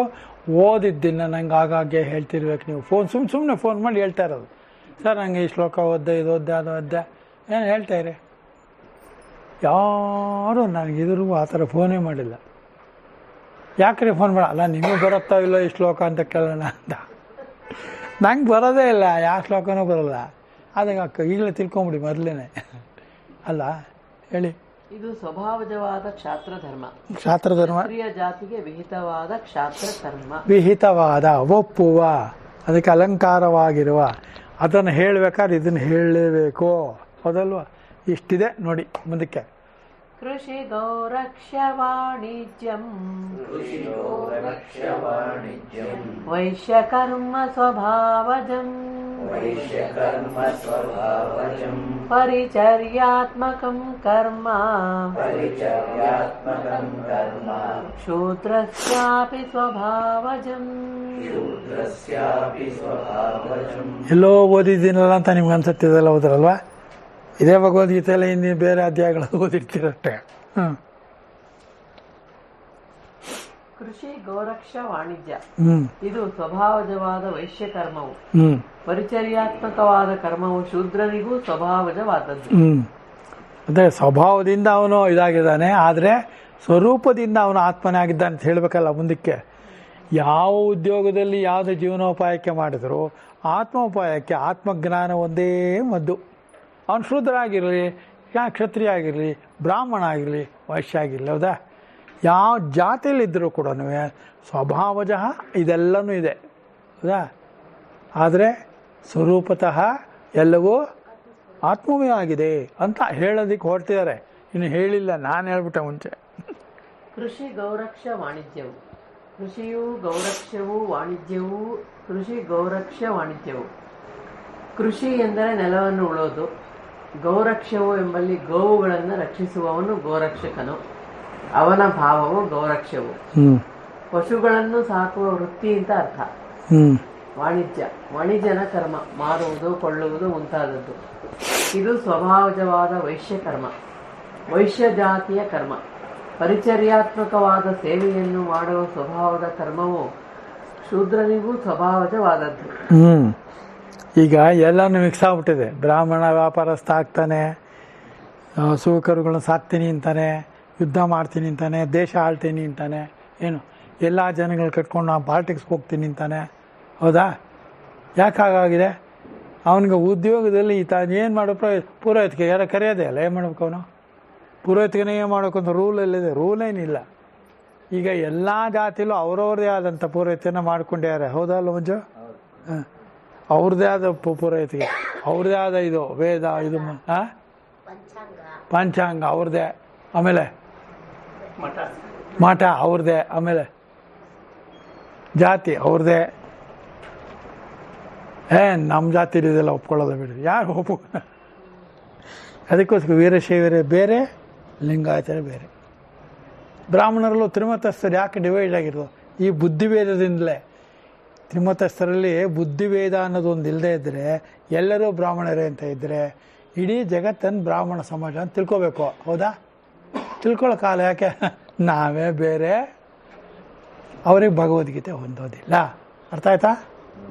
ಹೂನಿ ಧೈರ್ಯವಾಗಿ ಹೇಳ್ಬೇಕು ನೀವು. ಯಾಕೆಂದರೆ ಸ್ವಭಾವಜ ಏನಿದ್ರು ನಾವು ಹೋಗ್ತಾ ಇರೋದು ಆತ್ಮಬುದ್ಧಿಗೆ, ಪರಮಾತ್ಮನ ವಿಚಾರಕ್ಕೆ ಹೋಗ್ತಾ ಇದ್ದೀವಿ. ಅಲ್ಲಿ ಯಾವುದೇ ರೀತಿಯಾದ ಡಿವಿಷನ್ನೇ ಇಲ್ಲಪ್ಪ ಪರಮಾತ್ಮನಲ್ಲಿ. ಏಕಂ ಏವಂ ಮದ್ವಯಂ ಬ್ರಹ್ಮ ನೇಹ ನಾನಾಸ್ತ ಕಿಂಚನ. ಅದಯ್ಯ ಹೇಗಿದೆ ವೇದ ಭಾಗಗಳವೆಲ್ಲ. ಯಾರು ಓದೋರು? ನಿಂದೊಂದು ಕಾಟ ಅಂತ ನನಗೆ ಬಯ್ಯೋಣ ಅನ್ಸುತ್ತೆ ನಿಮಗೆ. ಹೌದಾ? ಹೇಳ್ತಾರೆ ನೋಡಿ. ಆಯ್ತು, ಹಾಗೆ ಇವತ್ತ ಸಾಕಲ್ಲ? ಆಗೋಯ್ತು. ಹಾಕೊಂಡ್ಸತ್ತೆ ಇವತ್ತಿಗೆ. ಹಾಂ, 5 ಆಯ್ತು. 5 ಶ್ಲೋಕಗಳು ಓದಿವಿ ಸಾಕಲ್ಲ ಮಣಿ? ಏನಾದ್ರು ಡೌಟ್ಗಳಿದ್ರೆ ಕೇಳೋಕ್ಕೆ ಈ ವಾರ ಮುಂದಿನ ವಾರ 2 ವಾರನೂ ಇದೆ, ಕೇಳ್ಬೋದು ನೀವು. ಯಾವಾಗ ಬೇಕಾದ್ರೂ ಕೇಳ್ಬೋದು. ನನ್ನ ಕೇಳೋಕ್ಕೆ ನಿಮಗೇನು ಸಂಕೋಚ? ಈಗ ಏನಾದ್ರು ಇದಿದೆಯಾ? ಸಮಸ್ಯೆ ಇದೆಯಾ? ಈಗೇನು ಮಾಡೋಣ ಆಗರ್ಮಣಿ? ಅದು ತಕ್ಷಣ ಒಂದು ಇಟ್ಕೊಂಡಿರ್ತಾರೆ. ಮಂಗಳಾಷ್ಟಕ ಹೇಳೋಣ. ಹೇಳಿ. ಇದೊಂದೇ ಒಂದು ಗೊತ್ತಿಲ್ಲ, ಬ್ರಾಹ್ಮಣ ಜಾತಿಯ ಕರ್ಮವು ಅಂತ ಏನದು ಅಂತ. ಏನಂದರೆ ಯಾಕೆ ಅದನ್ನು ಹೇಳಿದ್ದಾರೆ ಅಂದರೆ ಅಭ್ಯಾಸ ಬಲ. ಈಗ ಸಾಮಾನ್ಯವಾಗಿ ಬ್ರಾಹ್ಮಣರು ಏನು ಮಾಡ್ತಾರಪ್ಪ, ಯಾವ್ದಾದ್ರು ಊರಲ್ಲಿ ನಾನು ಮೇಷ್ಟ್ರು ಅಂತ ಬ್ರಾಹ್ಮಣ ಅಂತಾರೆ, ನೀವು ಬ್ರಾಹ್ಮಣರು ಅಂದ್ರೆ ಮೇಷ್ಟ್ರು ಕೆಲಸ ಮಾಡ್ತೀರಾ ಅಂತಾರೆ ಅಲ್ವಾ? ಅಭ್ಯಾಸ ಬಲ ಜಾಸ್ತಿ. ಅಂದರೆ ಯಾವುದರಿಂದ ಬಂದಿದ್ದೇನೋ ಆ ಉದ್ಯೋಗವನ್ನು ಅದನ್ನೇ ಪ್ರಧಾನವಾಗಿಟ್ಟುಕೊಂಡು ಹೇಳಿಕೊಳ್ಳುವ ರೀತಿಗೋಸ್ಕರ ಜಾತಿ ಅನ್ನೋದು ಬೋಧನಾ ನಿಬೋಧಮೇ ಬೋಧನೆಗಾಗಿ ಹೇಳಿರೋದು. ಅದನ್ನು ವಿಂಗಡಣೆ ಅಂತ ತಿಳ್ಕೋಬಾರ್ದು ರಮೇಶ್ ಅವರೇ. ಕರೆಕ್ಟಾ? ಕರೆಕ್ಟ್ ಒಂದು ನಾನು ಅಂದ್ಕೊಂಡಿರೋದು. ಹೌದಾ? ಈ ಥರದ್ದೇ ಸಣ್ಣ ಸಣ್ಣದೇ ಅವರು ಹಿಡ್ಕೊಂಡು ಇದು ಮಾಡ್ತಾರೆ. ತುಂಬಾ ಜನ ಅದೇ ಥರ ಇದು ಮಾಡೋದು. 32ನೇ ಶ್ಲೋಕ 9ನೇ ಅದನ್ನ ಹಿಡ್ಕೊಂಡು ಅದನ್ನೇ ಎಲ್ಲ ಜಾಸ್ತಿ ಮಾಡಿ ಓದಿದ್ದೆ, ಅದು ಭಾಷೆ ಓದಿರಲ್ಲ, ಸುಮ್ಮನೆ ಹೇಳ್ತಾರೆ. ಇನ್ನೂ ನಿಮಗೆ ನಿಜ ಹೇಳೋಕು ಅಂದರೆ ಈ ಆಚಾರ ವಿಚಾರಗಳಲ್ಲಿ ಭಿನ್ನಾಭಿಪ್ರಾಯ ಇದೆ. ಅಧ್ಯಾತ್ಮದಲ್ಲಿ ಆಚಾರ ವಿಚಾರವೇ ಇಲ್ಲಪ್ಪ. ಅಲ್ಲಿ ಜ್ಞಾನ ಮಾತ್ರ ಪ್ರಧಾನ, ಭಕ್ತಿ ಮಾತ್ರ ಪ್ರಧಾನ. ಅದಕ್ಕೆ ಯೋಗ ಇರಬೇಕು. ಯೋಗಸ್ಥ ಕುರು ಕರ್ಮಾಣಿ ಸಂಗಮ್ ತಕ್ವಾ ಧನಂಜಯ. ಅದಕ್ಕಿಂತ ನಿಕೃಷ್ಟವಾಗಿ ಏನು ಹೇಳೋದು ಇದರೊಳಗೆ? ಅದೇ ವೇದಾಂತ, ಅದೇ ಭಗವದ್ಗೀತೆ, ಅದೇ ಉಪನಿಷತ್ತು, ಅದೇ ವೇದ ಅಲ್ಲ ಮಂಜು? ಮಧ್ಯೆ ಏನಾದ್ರು ಜಾತಿನೋ ಅದೋ ಗಂಡೋ ಹೆಣ್ಣೋ ಅದು ನುಸುಳು ಬಿಟ್ಟರೆ ಹೋಯ್ತು. ಯಾಕೆ ನಮ್ಮಲ್ಲಿ ತರತಮ ಭಾವ ಗಂಡು ಹೆಣ್ಣಿಗೆ ಬಂದಿದೆ? ಈ ಕಾರಣದಿಂದ. ನಮ್ಮಲ್ಲಿ ನಿಂಗೆ ಸುಮ್ಮನೆ ಕೂತ್ಕೊಳ್ಳೋ, ನಿಂಗೇನೇ ಗೊತ್ತಿದೆ, ಇವ್ನಿಗೇನೋ ಗೊತ್ತಿರೋ ಹಾಗೆ, ಇವ್ನಿಗೂ ಗೊತ್ತಿಲ್ಲ, ಅವಳಿಗೂ ಗೊತ್ತಿಲ್ಲ. ಅದರಿಂದ ಯಾರಿಗೂ ಏನು ಹೇಳೋಕ್ಕೋಗೋದು, ನಮಗೇನು ತಿಳಿದಿದೆ ಸರಿಯೇ ತಪ್ಪೆ ಚೆಕ್ ಮಾಡ್ಕೋತಾ ಇರೋದಕ್ಕೆ ಪ್ರವಚನ. ಅರ್ಥ ಆಯ್ತಲ್ಲ? ಪ್ರಶ್ನೆ ಮಾಡೋದಕ್ಕೆಲ್ಲ. ಪ್ರಶ್ನೆ ಮಾಡೋದಕ್ಕೇನು ಇಲ್ಲವೇ ಇಲ್ಲ. ಪ್ರಶ್ನೆಯೂ ಉತ್ತರವು ಎಂದು ಒಂದಾಗುತ್ತದೋ ಅದು ಬ್ರಹ್ಮ. ನಾನು ಮೊದಲಿಂದಲೂ ಹೇಳಿದ್ದೀನಿ, ಎಷ್ಟೋ ಸತಿ ಹೇಳಿದ್ದೀನಿ. ಬ್ರಹ್ಮನ ಜೀವ ಮತ್ತು ಬ್ರಹ್ಮ ಒಂದೋ ಎರಡ? ಒಂದೇ. ಅದರ ಅಂಶ ಇದು. ಆ ಅಂಶವನ್ನು ನಾವು ವೃದ್ಧಿ ಮಾಡಿಕೊಂಡು ಬ್ರಹ್ಮನ ತನಕ ಹೋಗ್ತೀವಿ. ಇದು ಬೀಜ, ಅದು ವೃಕ್ಷ. ಬೀಜವೇ ವೃಕ್ಷವಾಗುವುದು. ವೃಕ್ಷದಲ್ಲಿರೋ ಪ್ರತಿಯೊಂದು ವಿಚಾರವೂ ಬೀಜದಲ್ಲಿದೆ. ಇದೆ ಅಲ್ವಾ? ಅಷ್ಟೇ. ಇವಾಗ ಮಂಗಳಾಚರಣೆ ಮಾಡೋಣ. ಇನ್ನೇನಾದ್ರು ಪ್ರಶ್ನೆ ಇದ್ರೆ ಕೇಳಿ.